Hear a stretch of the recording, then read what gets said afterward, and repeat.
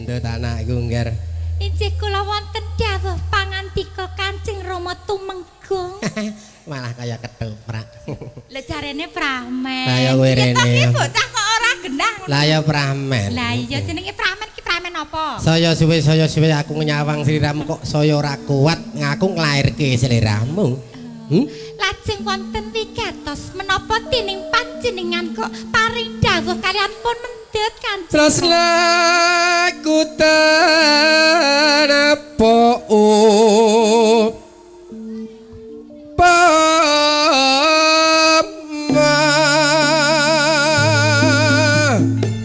kene ke pangaju anakku.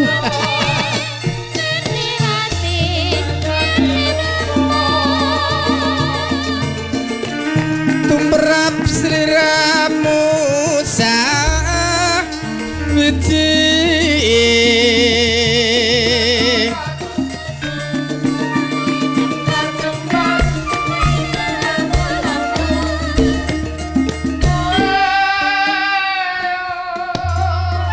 Ndut Kanjeng Rama tumenggung. Rikala semono wae. Urjanipun kula badhe matur. Bilih wonten wingking pedamelanipun menika dereng rampung. Wis. Dados kula menika badhe wangsul wonten wingking kemawon lho Kanjeng Rasah Rama. kemrungsung engko wis ana sing ngatur dhewe. Mbok Wiraguna, mbokmu ki kok ya bakal ngorak-arik mburi serata dadi ngopo. Lah kula njepek Ngene, kalian Kanjeng. aku kak nglairake atiku sing sak benere sak tuluse. Wiwit umur setahun siramu aku tak matur sik. Tak kukup saka alas mbulu. Alas bulu. Heeh kono siramu. Tak kukup tak pek anak tak kukup ngantek saiki ku wis ndelondong gedhe sakmene. Lanje Kanjeng Rama. Karepe Rama. Injih. Mbangane kuwi kedhisikan wong liya karepku. Lajeng kersanipun Kowe cilik tak itik-itik ngantek ndelondong sakmene gedhene iso gedhe kaya lha kowe iki penjaluk kuwi gedhekno atine wong tua. Aku ki lho le cilik gedhekno genti. Kese kowe tak pek bojo ngono. Kanjeng Rama menika kados pundi to? Dos kalih. Panjenengan menika tasih kagungan Kanjeng Ibu Tumenggung Wiraguna lho. Panyuwunku. Kowe cilik tak itik-itik tur ora tau kering emben. Ngantek nglontong gedhi. Aku ora arep nuruti wong tuwa wae kok. Wis iso mikul jero mendem dhuwur ya. Karo wong tuwa. Lah ya ora apa-apa. Dhuwur mendem jero. Mendem kok kae dhuwur kok mendem kok jero. Manger. Kanjeng Rama kula aturipun panjenengan menika Kyai Tumenggung ingkang dados Iya.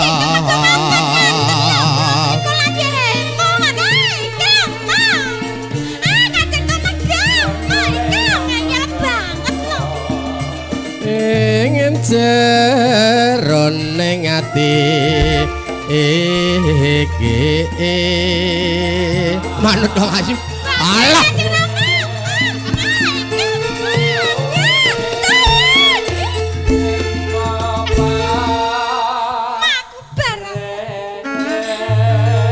Kanjeng Rama menika kados pundhit to? irungmu kaya bliku irungmu kaya bliku irungmu kaya bliku. Napa menika Aku seneng karo kowe. Kanjeng Rama Kowe kok aja bengok-bengok ngondak mbokmu si Wiraguna. panjenengan menika menapa mboten nemut? Apa? Panjenengan satunggaling jejering para kawulaning para Iya. tumenggungan wonten mriki lho. Lah kok malah kaya ngoten lho. Zamane saiki zaman wis maju. Kok boten? Ana ing praja kok ngene apa meneh gur ngepek anake dhewe gur anak pupon, anak angkat. Mangerti yo umur 12 tahun wae do arep dibadhok kaya ngono kae kowe ngon cerita apa ora ngerti. Kok sembro. Ngantek bojo ngantek 24 iku apa ora tau ora tau maca TV kowe. Maos koran. Bang Ayu. Kula wonten Tak pek bojo maneman bondone nang dalem katemenggungan nek ku dipek mbokmu tok Wiraguna wis tuyuk-tuyuk. Wis ora ana rasane. Wis sepo-sepo.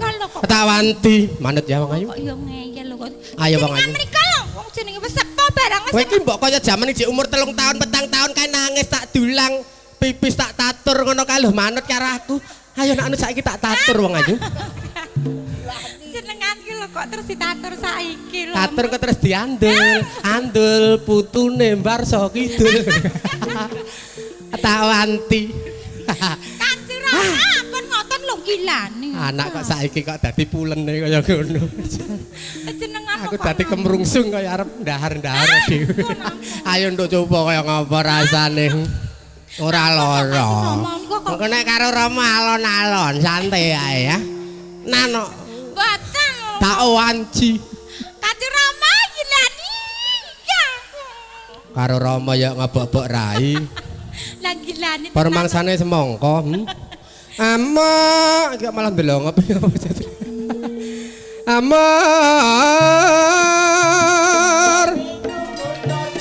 Siji.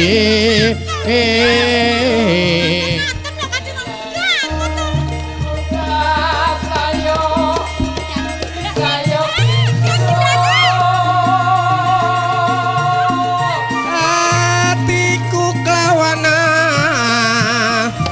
timu.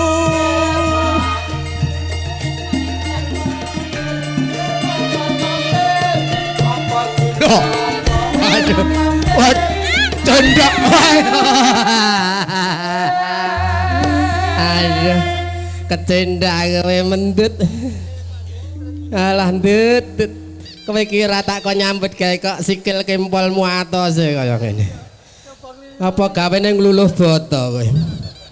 Minyak wangi oke banget kowe gondomu mbako wae kok ndut. Jenengan nika kok mboten pirsa lho. Bapak Sutresno.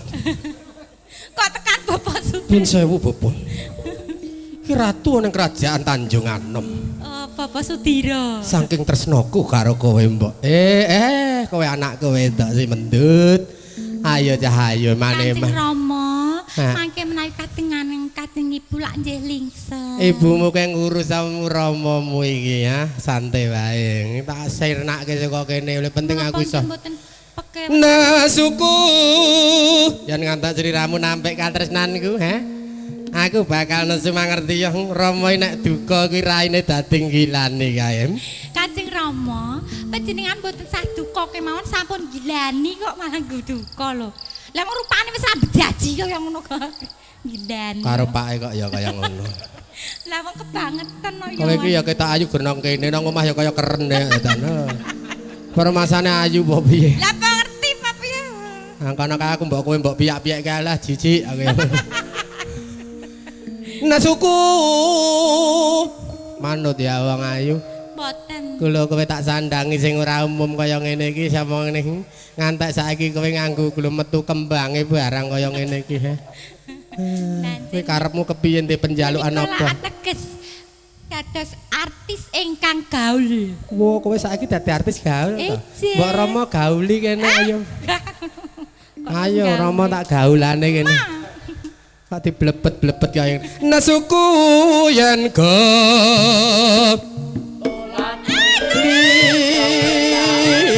iya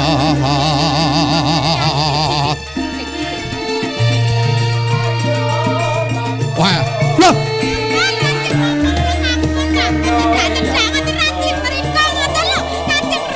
sanajan totoing ati pepet ke cakruk iki jare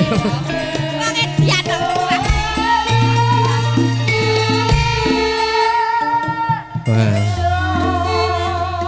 ki malah kaya kelingan jaman ijik dihukum kae kaya nang tali bresikur iso ngene tok bah cilup adalah ampun ngoten lho ayo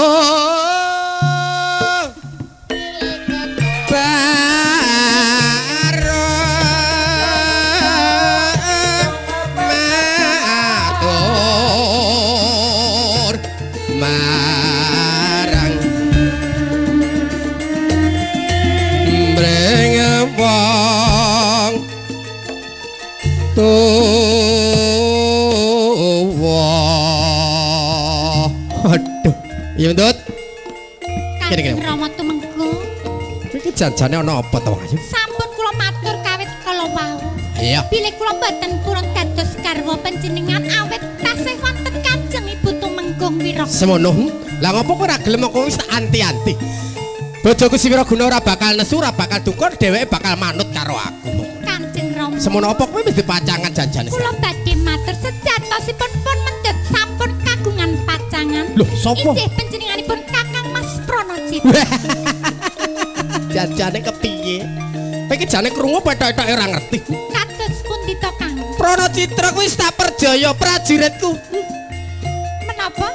Wis diperjaya prajuritku si Didik. Kakang Pranajita percaya panjenengan. Pateni karo bojo. Kaya tega. Kanjeng Rama temengku nyata panjenengan tega kalian pun medhep piyambak.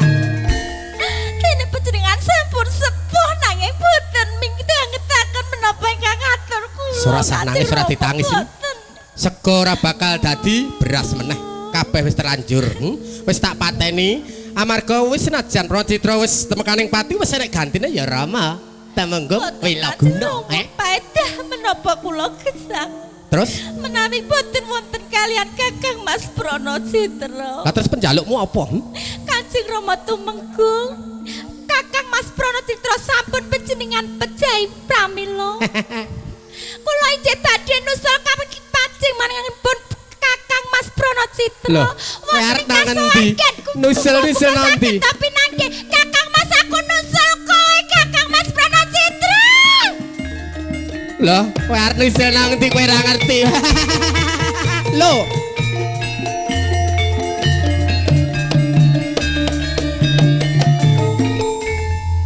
Jarene ra gelem. Lah kok malah mapan mleding. Mau ditari-tari direwangi ngene. Moh. Biar tak cerai jawel sithik lah mentilis. Terus mleding kaya ngene iki. Ya kok wingking ya enak iki. Cara salah ciak wingking. Alah kowe kira sang ngono ayo iki aku gur nembung tok sik. Perkara engko suka-suka langsung tak tandangi ya wengan-wengan. Loh. Mendut. Kok kowe rambekan, Dut? Mati kowe, Dut. Weh! Aduh, Mendut. Dut. Wah, Mendut mati. Aduh, Dut. Aduh. Wah. Wate kok ninggal ke romomu, Dut. Mendut aduh. Aduh. Kok Mendut mati. Tanurung nek ngatek kedarang saka Kabupaten Kunjara meneh hukumanku iki engko. Sirnake balik asal kok alas bulu, balik ana bulu sirnake saiki kok. Gendong meneh sajang ginjele kumat. Yo.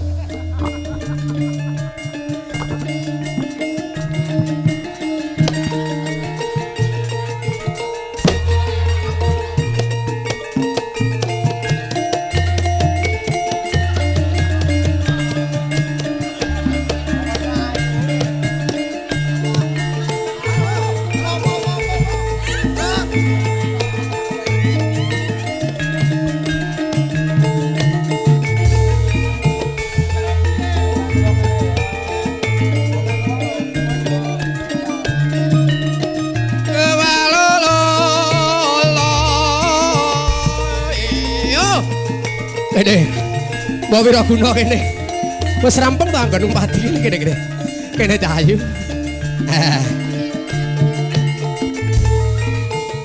Ayo kowe rene, nggonmu isah-isah, nggonmu musus ya wis rampung to. Toh.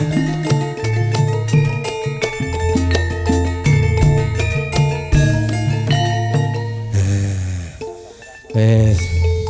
Ki kok ketoke sepi banget ki anakmu mau nang ngendi ta? Si Mendut mam. Lah ketoke ndek wau nggih teng mriki kok Pakne. Oh jane mau wis liwar-liwar. Lah wit nang ki ya ning kene dolan-dolan ki lho. Ya ora apa-apa lek penel.